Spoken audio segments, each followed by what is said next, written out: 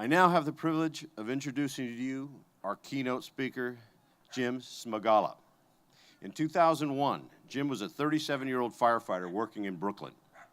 He had recently been promoted to work as an aide to the Assistant Chief of Department, Joseph Callan. Chief Callan was in charge of the entire city whenever there was a large fire in one of the 5 boroughs. Jim had been assisting him for a year, helping him to handle all communications between the FDNY and any other agencies that they operated with, including FEMA, the NYPD, and the mayor's office. Jim played an important role on the morning of 9/11 at the North Tower command post in the World Trade Center.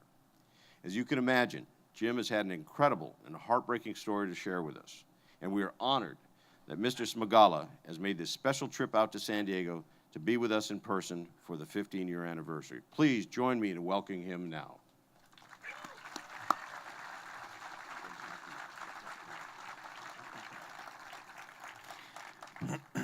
Thank you, Chief Hennessy. 9/11, 2001, I remember it all too well, unfortunately. It was a cool day. It was clear and crisp as Chief Callan and I made our way into FDNY headquarters in downtown Brooklyn. With our coffees in our hands, we strolled down the hall to Chief of Department Peter Gansey's office to go over the day's events. No sooner did we enter his office when we saw the first plane hit the North Tower of the World Trade Center, right outside his window. Well, immediately we all sprinted down into our department vehicles and we flew across the Brooklyn Bridge to the scene. And the first thing I remember when we opened the door to our car was the intense heat and the distinct smell of jet fuel that was permeating the air. Now, suddenly, without warning, the second plane hit the South Tower just above our heads as we all looked up in horror at the scene that was unfolding in front of us. We quickly regrouped, and as I followed Chief Callan into the lobby of the North Tower, I was pulled aside by Chief Gansey, who told me to tell Chief Callan that he was in charge of the North Tower, and Chief Donald Byrne that he was in charge of the South Tower. And as I caught up to these men with the order, little did I realize that that would be the last exchange I would ever have with Chief Gansey or Chief Burns. Bang! Bang! Loud, gunshot-type noises started coming from just outside the tower lobby. But the ferocious pace of events left little time to think about it.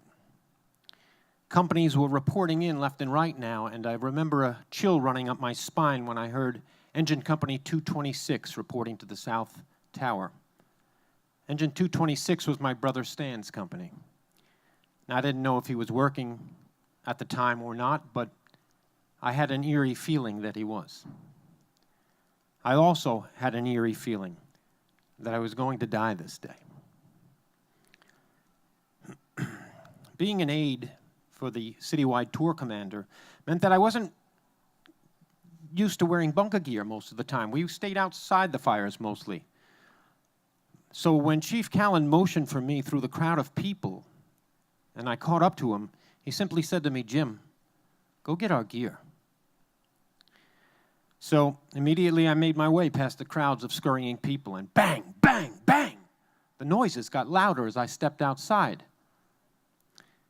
But between me and our gear and our vehicle were these piles of clothing, just strewn about on the street. It was very strange, as though some jealous wife had just emptied her husband's dresser drawers out the second-story window. And I didn't realize the gravity of the clothing and the banging until I returned from our vehicle with our bunker gear. 80 stories high, above the plane and the flames, were desperate, panic-stricken people hanging out the windows. What do these people do? Well, I'll tell you what they do. They jump. I saw them jumping, scared for their lives, convinced that their only hope was to somehow survive the fall. Bang, bang, and 2 more lives are taken, leaving only piles of clothing behind as their bodies virtually explode on impact.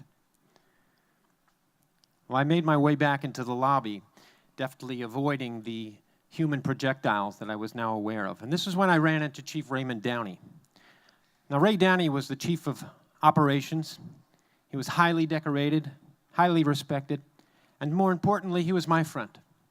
I had grown up with his kids. He was highly influential in my becoming a New York City firefighter, and I had spoken with him many times before, but there were no words now.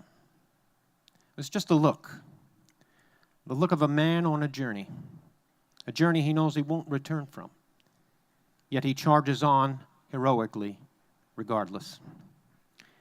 It would be the last time I'd see him alive as well. Suddenly, a booming roar grew increasingly closer, ensued by a rush of debris into the North Tower lobby that overtook us like a wave at the beach. Total darkness, and then dead silence. In a moment, we were covered with the rubble that was once South World Trade Center. I dreamt of my childhood, about playing baseball at Town Field and swimming in the family pool, and the time I fell off my bike and got a concussion. I dreamt of my wedding day and of my kids' births and of all the family vacations we had taken together. I dreamt of everything that had ever happened to me in my life, all chronologically and in such vivid detail, as though I had miraculously lived my life all over again, and all in the matter of a split second. And then I awoke, having never been asleep. And two feelings then swept over me. The first was God touching me, somehow lifting me out of the rubble between his thumb and his forefinger and dusting me off and putting me back on my path. And the second was the strange sense that my brother and I had suddenly traded places, I having survived and he having surrendered, sacrificing his life for mine so that my kids didn't need to lose a father. As it turned out, my brother had indeed perished in that very moment. I had felt it. Just 36 years old, he left behind his pregnant wife, Dina, and their soon-to-be only child, Alexa, now almost 15 years old, who, like many other children born after 9/11, never got the chance to meet her father. My brother's remains have never been recovered. He has no true gravesite.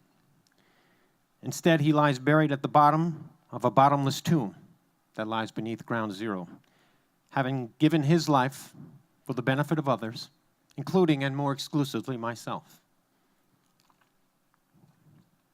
Now, after banding together in the dark, a small group of us managed to escape the rubble of the North Tower, carrying Father Judge's lifeless body with us. I only got as far as the corner of the North Tower, however, when again I heard a terrifying rumbling from up above. And as I looked up, I now saw the North Tower crumbling down on top of me. I ran instinctively, but a wave of steel, cement, and dust drove me down the street. And again, I thought my life was over. But in pitch darkness, unable to breathe, I made my way to a fire engine to grab an air tank. And in desolate silence and blackness, I wondered if the sun had been blotted out from the sky. Was this the end of the world? Well, I survived the end of the world. There's much more to the story, but like many bodies, it's buried at the bottom of the World Trade Center for me. I don't like to talk about it. Though I survived, I sustained many injuries, both physical and psychological. I would undergo 3 surgeries after 9/11 and retire a year later. And like so many others after 9/11, I wallowed in misery for many years. I struggled to make sense of a senseless world. I watched many of my brethren go down some very dark paths, and as I looked at them, I realized that I didn't want that to be my fate. I didn't want it to end that way for me. So with some urging, I sought the help of a therapist, and with her guidance and the support of my wife, Denise, and my family, I began to slowly pull myself out of the darkness. I decided that I still wanted to help people somehow. So at 48 years old, I went back to college full-time. That was 4.5 years ago. And 2 days from now, back in New York, I'm proud to say that I'll be earning my master's degree and beginning a new career as a physician's assistant where I can once again concentrate my effort towards serving others. Thank you. It was a long and arduous road, and it took a lot of courage to live through 9/11, yes. But it took even more to go on living afterwards.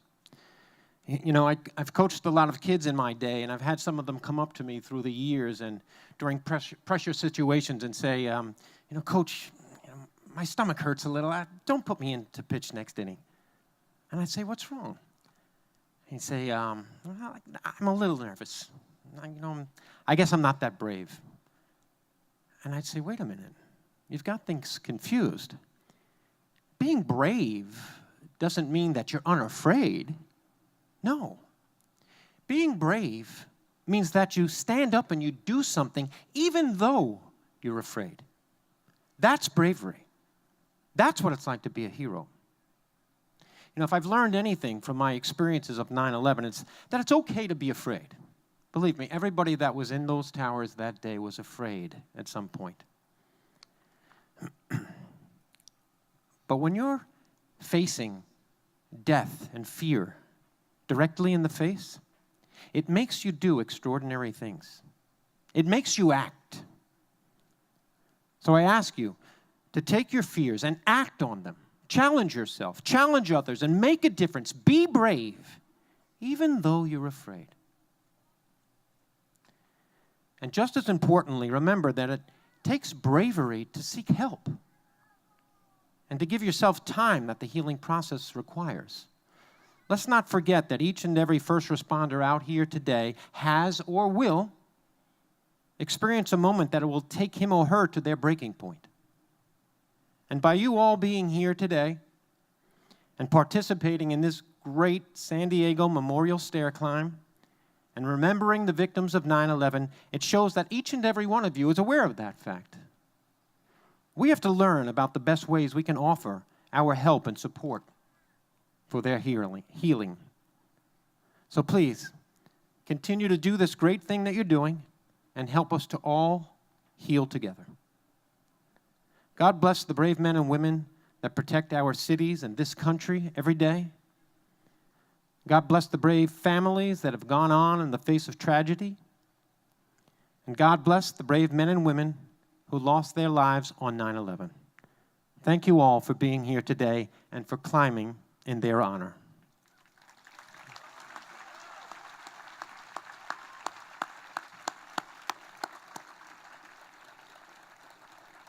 Wow. Mr. Smagala, thank you. The courage alone that it took for you just to get up and share that story with us today is remarkable.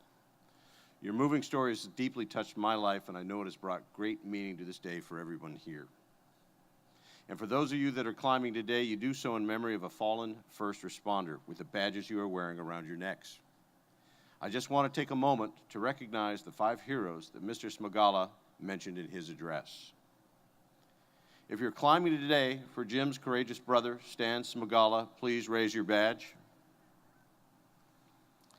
If you have the names, photos, and bios of Chief Peter Gansey, Chief Donald Burns, Chief Ray Downey, and Chaplain Father Judge, please raise your badge. Jim, your speech is another validation to us that what you are doing here, what we are doing here each year at the San Diego 9/11 Memorial Stair Climb is still so important. We can never forget, but we can teach, inspire, and energize, and most importantly, have pride in this country and the good people who put their lives on the line for others.